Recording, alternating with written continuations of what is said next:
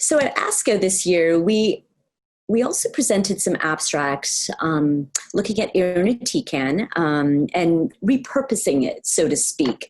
You know, as we all know in the field of medical oncology, we use irinotecan quite a bit in all different types of cancers. It can be toxic in certain cases. And, you know, the question is, can we use it in novel ways and novel combinations to perhaps get better, safer responses in our patients?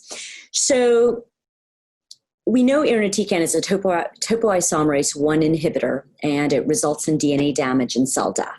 So in abstract 3513, the investigators showed that when a PARP inhibitor, Rucaparib, was studied with irinotecan in patients who had pathogenic mutations in homologous recombination repair genes, such as BRCA1 and 2, CDK1, ATM, etc., that there was some promising activity. These patients had quite a few different types of cancers, including pancreatic, ovarian, cholangiocarcinoma, lung adenocarcinoma, prostate cancer, triple-negative breast cancer, as well as urothelial carcinomas. They were heavily pretreated.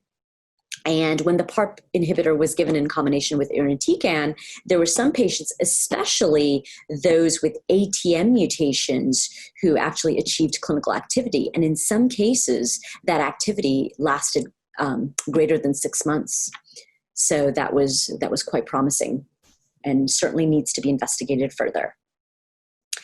Another abstract, 3515, by Dr. Gerald Falchuk and his colleagues, they discussed PEN-866.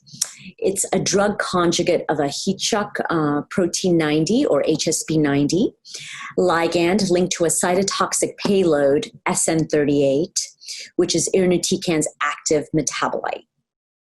So a number of tumor types were studied, the majority being colorectal and pancreatic, and patients were also heavily treated. And PEN-866 was actually shown to be tolerable, and there was some clinical benefit noted, with many patients actually achieving stable disease.